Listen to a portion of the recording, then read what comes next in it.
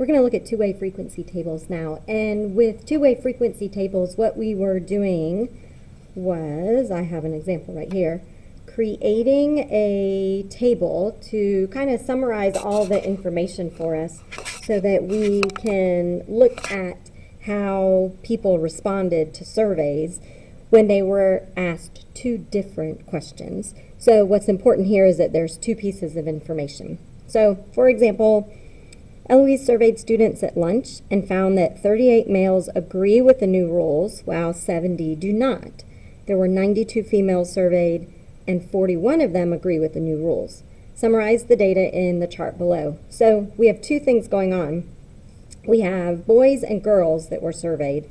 So I'm going to put males and females because that's one type of information that was described in our problem. The other, we were talking about either they agreed with the new rules or they did not agree. So I'm going to put agree and not agree as the two other options. Because all of this information, every person that was surveyed falls in one of these categories and in one of those categories.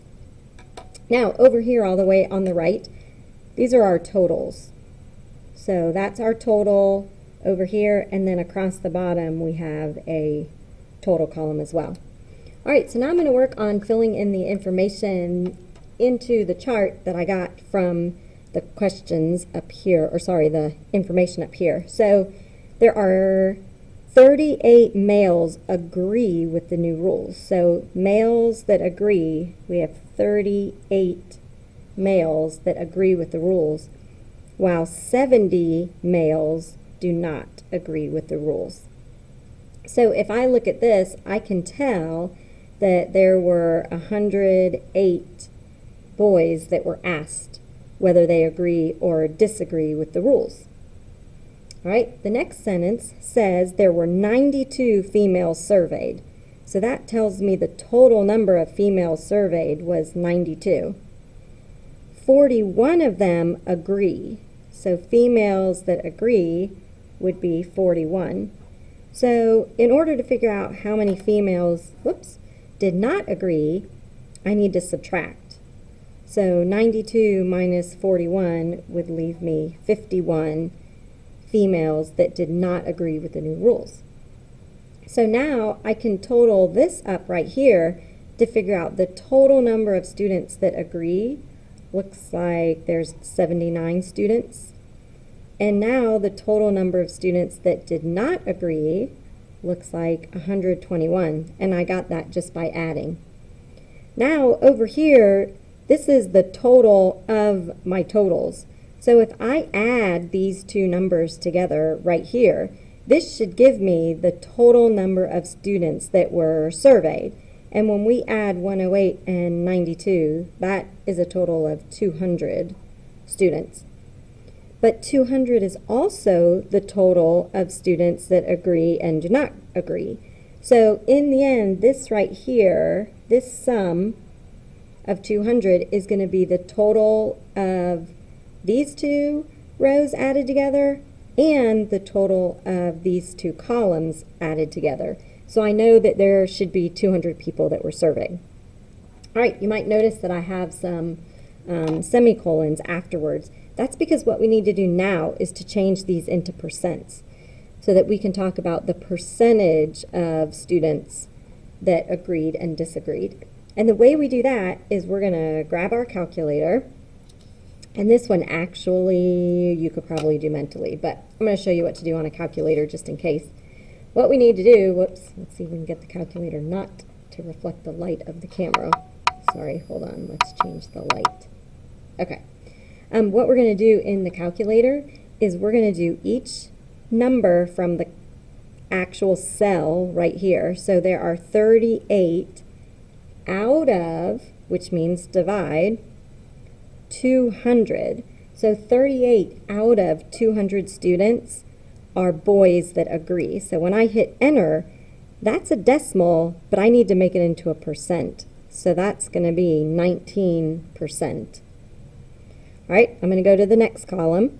So there are 70 boys out of, which is division, 200 that do not agree. And when I change that into a percent, that will be 35%. This is a terrible marker.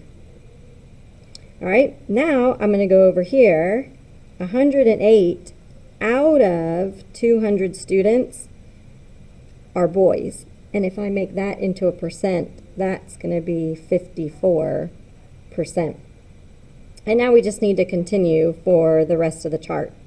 So 41 out of 200 students are females that agree. Now, when I go to make this into a percent, if I move the decimal 2 places, that would be 20.5. So I'm going to round that up to 21%. All right, now we have females. There are 51 out of 200 students. And again, this one, when I move the decimal over, I'm going to round this up to be 26%. 92 out of 200 is going to give me 46%. 79 out of 200, I'm going to move it over and then round it up, so that's going to be 40%. 121 out of 200. When I move this over, I'm going to round that up to get 61%. And you probably should understand completely why our total column right here, 200 out of 200, gives me a 1. But when I move that over 2 places, this is going to be 100%, which should make sense. This should be 100%.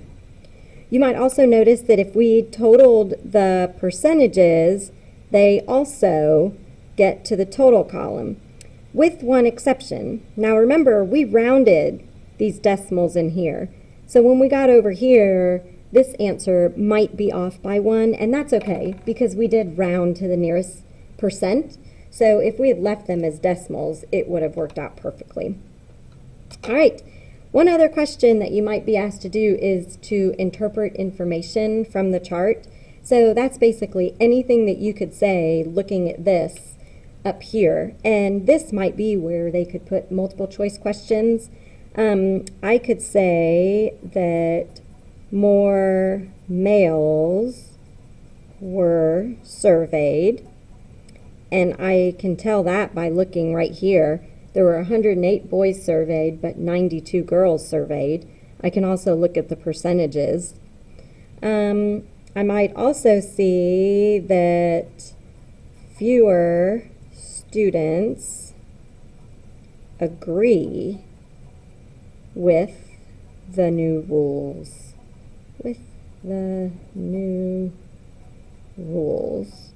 And I can tell that by looking right here. We had 79 students, or 40%, agree with the rules, and 121, or roughly 61%, because remember we rounded those numbers, that do not agree. So fewer students agree with the new rules. So when you're working with frequency tables, you are allowed to use a calculator, because what you're going to be doing is changing your numbers that you get from the question into percents by dividing those numbers by the total.